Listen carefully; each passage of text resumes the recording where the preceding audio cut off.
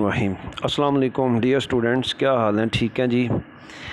Students, आप लोग जानते हैं कि हमने जो इस वक्त चैप्टर शुरू किया हुआ है ऑर्गेनाइजेशनल बिहेवियर का, chapter number 3 attitudes and job satisfaction, इसके अभी तक जो चीज़ें हमने कवर की, जो कंटेंट्स हम लोगों ने कवर किए, उसमें दो बातें हैं मेन। सबसे पहले हमने डिस्कस किया एटीट्यूड को, एटीट्यूड की डेफिनेशन को देखा, और उसके बाद हम लोगों ने एटीट्यूड के कंपोनेंट्स पे बात की। हमने कहा कि there are 3 components of attitude. Component number 1 है कॉग्निटिव कंपोनेंट, दूसरा कंपोनेंट है affective component, and third is behavioural component. इसकी एग्जांपल्स आप लोगों को दी थी। होपफुली आप लोगों ने अच्छे से एग्जांपल्स को सुना होगा और उसको याद रखा होगा, क्योंकि उस एग्जांपल को आपने माइंड में रखना है, तो तब आपको आगे बातों की समझ आएगी। आज सबसे पहले एक क्वेश्चन का हम लोग आंसर जो है वो करेंगे on research based answer. Question ये है, does behaviour always follows from attitude? क्या हमेशा हमारा जो बिहेवियर है वो एटीट्यूड को ही फॉलो करता है? क्या हमेशा हमारा जो एटीट्यूड है वही बताता है कि किसी का बिहेवियर क्या होगा? ये क्वेश्चन जो है, इसके हवाले से जो है वो डिफरेंट ओपिनियंस जो हैं आज तक सामने आती रहीं।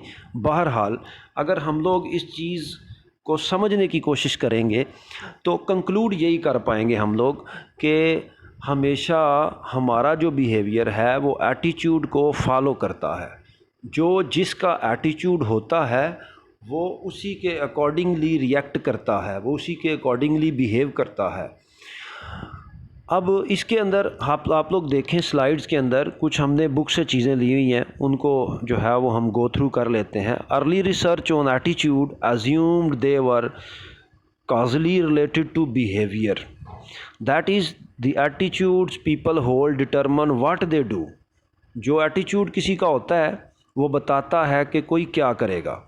Common sense to suggest a relationship, common sense भी यही कहती है कि एटीट्यूड पर बेस करता है हमारा behaviour. However, in the late 1960s, a review of the research challenged this assumed effect of attitude on behavior। फिर उसके बाद एक रिसर्च की बात हो रही है कि जी 1960 के अंदर जो है वो एक रिसर्च जो है उसने चैलेंज किया इस इफेक्ट को।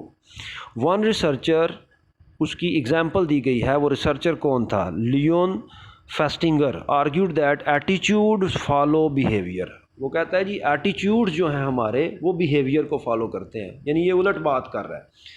हमने पहले बात ये की, क्वेश्चन हमारा ये है कि क्या हमेशा जो बिहेवियर है वो एटीट्यूड पर बेस करता है, एटीट्यूड को फॉलो करता है? तो उसको कॉमन सेंस तो मानती है, लेकिन एक रिसर्च जो है वो ये कहती है कि नहीं जी, आपके जो एटीट्यूड्स हैं वो बिहेवियर को फॉलो करते हैं।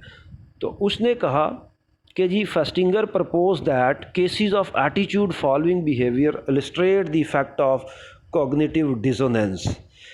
Any incompatibility an individual might perceive between 2 or more attitudes or between behavior and attitudes। अब फेस्टिंगर क्या कहता है? वो कहता है कि जब हम लोग कोई चीज़ अपने सामने होती हुई देखते हैं, जब हम मेजॉरिटी में किसी को काम करता हुआ देखते हैं, जब लोगों को हम लोग देखते हैं कि वो ये चीज़ कह रहे हैं, वो ये चीज़ कर रहे हैं, तो उनको देख के हमारा एटीट्यूड भी उसी तरह का हो जाता है। हम लोग भी उसी तरह का सोचना शुरू कर देते हैं, हम लोग भी उसी तरह की थिंकिंग डेवलप कर लेते हैं। जिस चीज़ को लोग लाइक कर रहे होते हैं हम भी उसी को लाइक करना शुरू कर देते हैं, जिसको डिसलाइक करने की बात कर रहे होते हैं हम उसको डिसलाइक करने लग जाते हैं। अब इसके अंदर एक उसने डेफिनेशन नीचे दी हुई है, और ये कॉन्सेप्ट जो है वो इसी ने दिया, ये जो लियोन फेस्टिंगर है इसी ने कॉन्सेप्ट दिया कॉग्निटिव डिसोनेंस का। कॉग्निटिव डिसोनेंस एक्चुअली ये है कि दो एटीट्यूड्स के दरमियान जो गैप है, या एटीट्यूड और बिहेवियर के दरमियान जो गैप है, उसको हम लोग कॉग्निटिव डिसोनेंस कहते हैं। तो वो ये कहता है कि हमेशा जब दो एटीट्यूड्स के दरमियान, दो लोगों के एटीट्यूड्स के दरमियान, या हमारे ही दो एटीट्यूड्स के दरमियान जब हमें डिफरेंस नज़र आता है, तो इसको क्या बोलते हैं? कॉग्निटिव डिसोनेंस बोलते हैं। और जब हमारे एटीट्यूड की बेस पर हम लोग जो है वो बिहेव नहीं कर रहे होते, उससे डिफरेंट बिहेव कर रहे होते हैं, तो एक्चुअली यहाँ पर भी कॉग्निटिव डिसोनेंस जो है वो क्रिएट हो जाती है। ठीक है, ये कॉन्सेप्ट इसने दिया। अब कहता है कि जी research has generally concluded that people do seek consistency among their attitudes and between their attitudes and their behaviours. आमतौर पे ऐसा होता है कि लोग जिस एटीट्यूड से चल रहे होते हैं उसी एटीट्यूड को ही लेके चलते हैं, आइंदा भी उसी पर ही बेस करते हैं, और उनके जो बिहेवियर्स हैं वो भी उसी तरह के डेवलप हो जाते हैं। They either alter the attitudes और द बिहेवियर और they develop a rationalisation for the discrepancy. अब वो कहता है कि अगर हमारा जो एटीट्यूड है वो डिफरेंट हो हमारे बिहेवियर से, या हमें जो बिहेव करना पड़ रहा है उससे हमारा एटीट्यूड अगर डिफरेंट हो तो ज़ाहिर है इसके अंदर जो है वो कॉग्निटिव डिसोनेंस जो है वो पाई जाती है। तो उसको हम लोग जो है वो किसी तरीके से कम करने की कोशिश करते हैं, उसके लिए हम रैशनलाइजेशन जो है वो करने की कोशिश करते हैं। हम दरमियान में वो जो गैप है या तो उसको ख़त्म करने की कोशिश करते हैं या फिर हम उसको मिनिमाइज़ करने के लिए कोई लॉजिक ढूंढते हैं, किस तरीके से अपने माइंड को सेटिस्फाई किया जाए। Festinger proposed that the desire to reduce dissonance depends on moderating factors, including the importance of the elements creating it and the degree of influence we believe we have over them। उसी चीज़ को अभी हम ले के चल रहे हैं, तो इसमें मज़ीद ये कहता है individuals will be more motivated to reduce dissonance when the attitudes or behaviours are important and when they believe the dissonance is due to the something they can control। दो बातें क्या कर रहा है इस पैराग्राफ के अंदर, कहता है कि इंडिविजुअल्स उस सूरत में डिसोनेंस को कम करने की कोशिश करेंगे, ज़रूर या करते हैं, जब उनको ये पता हो कि ये जो एटीट्यूड है ये बहुत इम्पोर्टेंट है हमारा। जब एटीट्यूड या बिहेवियर बहुत इम्पोर्टेंट हो तब भी आप डिसोनेंस को ख़त्म करने की कोशिश करते हैं, या फिर जब ये समझते हैं कि जो आपका एटीट्यूड या आपका जो बिहेवियर का जो डिफरेंस है उसको आप कंट्रोल कर सकते हैं तो तब भी आप उसको कंट्रोल करने की, उसको रिड्यूस करने की कोशिश करते हैं। A third factor is the reward of the dissonance. High rewards accompanying high dissonance tend to reduce the tension inherent in the dissonance. इसके बाद जी मज़ीद इसके बारे में कहता है while Festinger argued that attitudes follows behavior, attitudes follows behavior। और ये बात पहले भी मैंने आप लोगों के साथ डिस्कस की, जब मैंने इसकी रिसर्च को आपके साथ डिस्कस करना शुरू किया उससे पहले ही मैंने बताया कि जी इसकी रिसर्च ये है कि एटीट्यूड जो है वो बिहेवियर को फॉलो करते हैं। More recent research shows that attitude predict future behavior and confirm Festinger's idea that moderating variables can strengthen the link। कहता है जी जो मोस्ट रिसर्चेस हैं वो ये कहती हैं कि जी आपका जो बिहेवियर है उसको कौन प्रेडिक्ट करता है, एटीट्यूड प्रेडिक्ट करता है।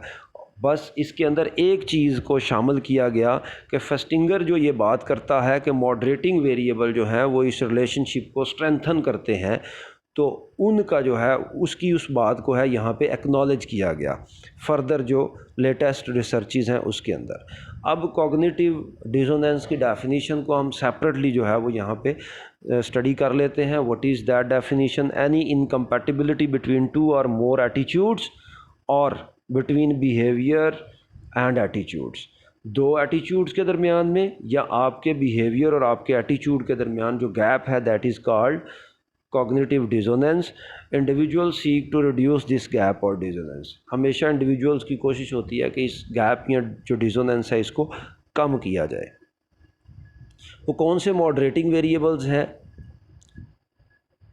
जो उस रिलेशनशिप को स्ट्रेंथन कर सकते हैं या वीक कर सकते हैं, जो आपके एटीट्यूड और बिहेवियर में गैप है उसको कौन से जो फैक्टर्स हैं वो अफेक्ट कर सकते हैं। The most powerful moderators of the attitudes relationship are the importance of the attitude, the correspondence to behaviour, accessibility, presence of social pressure, whether a person has a direct experience with the attitude or not। ये वो factors हैं जो moderating variable के तौर पे आपके attitude और behaviour के दरमियान अपना रोल प्ले करते हैं। ठीक हो गया जी। अब इसके बाद नेक्स्ट हम बात करते हैं मेजर जॉब एटीट्यूड्स के ऊपर। वो कौन कौन से मेजर जॉब एटीट्यूड्स हैं जो आपको इन ऑर्गेनाइजेशंस, एम्प्लॉइज़ के अंदर नज़र आते हैं। तो मेन जो जॉब एटीट्यूड्स हैं उनको सामने आपके लिखा हुआ है। जॉब सेटिस्फैक्शन है, जॉब इन्वॉल्वमेंट है, ऑर्गेनाइजेशनल कमिटमेंट है। अब इन पे वन बाय वन बात करते हैं और फर्दर कुछ जो एटीट्यूड्स हैं जो यहाँ पर नहीं अभी मेंशन किए उन पे भी बात करते हैं। What is meant by job satisfaction? Job satisfaction actually means positive feeling about one's job resulting from an evaluation of its characteristics। Job characteristics की एवेल्यूएशन के बाद जो किसी की अपनी जॉब के बारे में पॉजिटिव फीलिंग्स हैं उसको हम बोलते हैं जॉब सेटिस्फैक्शन। अगर फीलिंग्स पॉजिटिव हैं इट मीन्स कि वो सेटिस्फाइड एम्प्लॉई है। अगर फीलिंग्स नेगेटिव हैं तो वो सेटिस्फाइड नहीं है, डिससेटिस्फाइड है। A person with a high level of job satisfaction holds positive feelings about his or her job while a person with a low level hold negative feelings. Job involvement: the degree to which a person identifies with a job, actively participate in it and considers performance important to self-worth। इसमें यह कहता है कि जी employee जो है वो अपनी job के साथ कितना कमिटेड है, इन्वॉल्व है और कितना जो है वो एक्टिवली पार्टिसिपेट करता है अपनी जो जॉब एक्टिविटीज़ है के उनके अंदर, और परफॉर्मेंस को कितना ज़्यादा इम्पोर्टेंट समझता है। जॉब इन्वॉल्वमेंट की एक और डेफिनीशन जो बड़ी जो है वो पॉपुलर सी डेफिनीशन, एक शॉर्ट सी है, वो आपके साथ डिस्कस करने लगा हूँ। Job involvement is the extent to which an individual is dedicated to a job, यानी कितना कोई एम्प्लॉई जॉब के साथ डेडिकेटेड है, अपनी जॉब के लिए कितना उसने अपने आप को डेडिकेट कर दिया हुआ है। इसके बाद है जी साइकोलॉजिकल एम्पावरमेंट।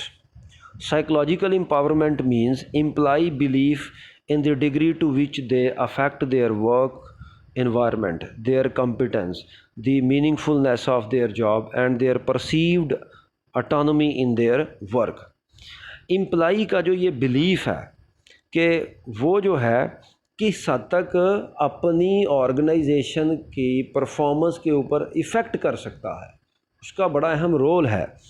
देयर कॉम्पिटेंसी, उसकी कॉम्पिटेंसी का रोल है, और वो कितना मीनिंगफुल है उस जॉब के लिए और कितना वो आज़ाद है, कितनी उसको अथॉरिटी मिली हुई है जॉब के अंदर। ये जो चीज़ है ये उसकी साइकोलॉजिकल एम्पावरमेंट कहलाती है। High level of both job involvement and psychological empowerment are positively related to organisational citizenship and job performance. तो अब आपके वो दोनों फैक्टर्स, जो दोनों एटीट्यूड्स हैं, जॉब इन्वॉल्वमेंट भी और साइकोलॉजिकल एम्पावरमेंट भी, ये दोनों ऐसे फैक्टर्स हैं जिसकी वजह से आपकी ऑर्गेनाइजेशनल सिटीजनशिप बिहेवियर जो है वो डेवलप होता है और आपकी जॉब परफॉर्मेंस जो है वो इम्प्रूव होती है।